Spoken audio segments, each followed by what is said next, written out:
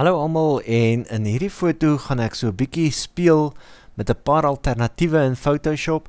Dis dinge wat mens ook in GIMP kan doen, sowel as in Photoshop Elements of menige ander programme. Die eerste ding in die mentorskap program het ons gekyk na hoeke en die hoek waaruit die mense foto neem en watter verskil dit maak. En in hierdie foto spesifiek het ek maar plat op my rug gaan lê, want ek kon of die bos afneem van die kant af wat my 'n gewone bosfoto sou gee, of ek kon op my rug gaan lê met 'n bietjie van 'n wye hoek lens op die kamera wat vir my 'n bietjie meer dramatiese bosfoto sou gee. So onthou altyd dat wanneer jy 'n foto van die onderkant afneem, dan is daar baie meer drama in die hoeke. Nou, wanneer ons dan die foto addisionele drama wil gee, kom ons kyk na hierdie foto spesifiek. Ek gaan eerstens, en dit is maar altyd die eerste stap wat 'n mens neem met foto's, is na die levels toe gaan. So ek kan gaan na Image, Adjustment en Levels. En julle sal sien op hierdie foto is daar redelik data in al die areas. Daar's 'n bietjie van 'n donker kol, daar sal julle sien daai highlight daar so op die histogram, en sowel as daai ene wys dat daar's uitgewaste wit dele waarskynlik daar so. En ek kan letterlik vir die program gaan sê, vir levels gaan sê, maak vir my daai gewoonweg wit, en ek kan gaan soek na die helderste wit deel. Dis iets wat ons op 'n ander keer kan kyk na, en dan sal hy vir my daai deel 'n bietjie toemaak. Wat ek egter wil doen is, kom ons veronderstel, ek wil hierdie foto net so bietjie meer dramaties maak. Nou, hoe kyk 'n mens na 'n foto? In die eerste plek, in hierdie foto sal julle sien, is daar baie lyne. Julle sal sien, hier is die groot boom en dan 'n klomp ander lyne. Hier is nie werklik baie kleur nie, en dis jammer, daar is nie dramatiese wolke bo nie, dis spierwit uitgewaste lig. So wanneer ons met lyne werk, en dan sal julle sien, die tweede ding wat ons het is tekstuur, baie blare en goed, dan is 'n ideaal gewoonlik om so 'n foto swart en wit te maak. En wanneer ons met so 'n swart en wit foto werk, dalk om die foto bietjie meer kontras te gee. Nou ek gaan basies net dit doen, en so 'n paar idees deel daar rondom. Nou, ten einde kontras te gee, gaan ek van curves gebruik maak. So ek gaan Image, Adjustments, en ek gaan na curves toe in Photoshop. Die meeste programme het curves, van Lightroom af regdeur tot GIMP het curves wat jy kan gebruik. En nou aan die linkerkant sal julle sien is my donker dele van die foto's. Dit sou nou hierdie boomstomp wees. Dit word maar net hier op hierdie histogram uitgebeeld. So ek gaan hierdie S-kurwe maak, wat hom so 'n bietjie meer kontras is. So ek maak die donker dele, let op, kyk hoe word die donker dele donkerder, en ek gaan die ligter dele so bietjie ligter maak. En dit gee vir my heelwat kontras, so hy lyk dan soos 'n S hierso.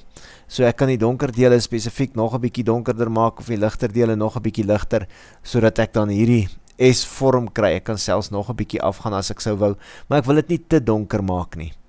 Nou goed, vir demonstrasiedoeleindes gaan ek hom dan daar hou, en ek sê, okay, kom ek wys net, dit is soos wat hy was. Dit is as hy so bietjie meer drama het. En omdat daar geen kleur in die foto is nie, onthou altyd hoe werk ons oë. Ons oë kyk altyd na die witste gedeelte van 'n foto, die deel waar die meeste kontras of spierwit is. Dan soek ons oog na kleur, dan soek ons oog na lyne en tekstuur. Nou in hierdie foto is die wit gedeelte letterlik, jou oog word gelei daarna toe, want nie veel gebeur nie. So 'n mens wil dalk baie meer van die drama in die foto self hê. Nou wanneer ek gaan na Image en Adjustments, kan ek die Hue Saturation gaan verander en met ander woorde die kleur wegvat, of ek kan net eenvoudig sê Desaturate, wat dan die foto se kleur eenvoudig sal wegneem. Ek gaan egter Ctrl en Z wat undo in Photoshop is. Ek wil hê, ek kyk net wat gebeur. Ek gaan weer om Desaturate, ek druk maar sommer weer Ctrl Z, dan doen hy wat gedoen is.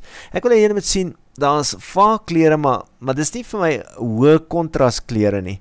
So ek druk Ctrl Z. 'n ander opsie wat ek het, is om dan te gaan na Image, Adjustments, en dan kan ek na Black and White gaan. Wat hy vir my gee, hy gaan vir my hierdie boksie oopmaak, en nou kan ek letterlik sê, maar die groene wil ek donkerder maak, en let op wat gebeur met die bome daar in die agtergrond. En die bloue kan ek sê nou maar ligter of donkerder maak.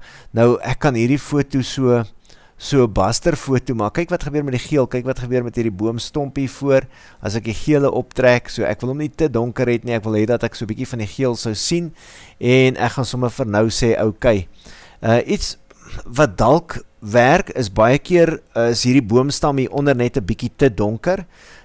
Wanneer ons dan gaan en ek gaan nou sommer die toolbar haal, dan sê julle sien ek het net tab gedruk op Photoshop. Ek gaan net daai adjustments wegvat. Dan gaan julle jene nou te kom daar getrek na 'n plek waar ek hom nou nie regtig wil hê nie. So ek wil net weer vir my spasie maak, daar sy. Ek gaan die layers net wegvat vir die oomblik, ons het hulle mos nou nie nodig nie. Hier op die toolbar sal julle sien is so 'n klein handjie wat dodge and burn. Nou dodge beteken hy maak die foto bietjie witter.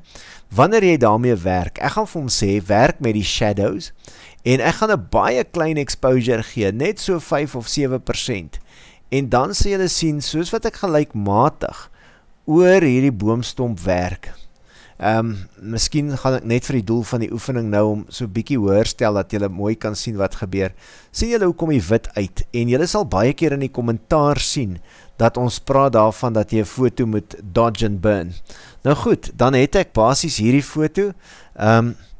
Onthou altyd dat die 'n rampie maak altyd 'n groot verskil. Hierdie foto spesifiek, het bos aan die kante, wat beteken dat ek gaan 'n rampie nodig het, so ek kan eenvoudig Ctrl en A druk, edit en stroke, en afhangend van die grootte van die foto, gaan hierdie stroke, afhangend van hoeveel pixels hy is, 'n verskil maak. Daar het ek 'n dikkerige raam. Nou jy kies maar die tipe van raam wat jy wil gebruik. Daar het ek 'n dikkerige raam rondom hierdie foto.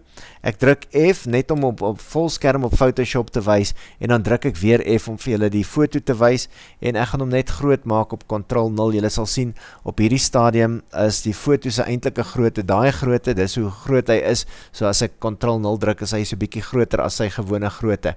Ek dink die rampie is dalk so bietjie dik, maar ek hoop die les bly by julle dat wanneer daar nie kleur in 'n foto is nie, kan ons deur kontras gebruik heel wat meer drama aan 'n foto kry.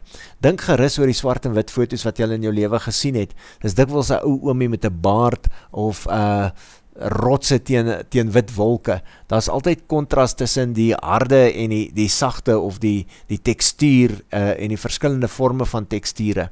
So swart en wit foto's leen hulle ideaal daartoe om dan hierdie tipe lynfoto's te neem, of lynfoto's, foto's met baie lyne, werk ideaal om swart en wit foto's te maak. Ek hoop dit maak sin, en ek hoop dat daar ietsie te leer is uit hierdie ene uit, en onthou gerus, die hoek waaruit jy jou foto neem, het baie te doen met die drama, wanneer jy hierdie foto neem.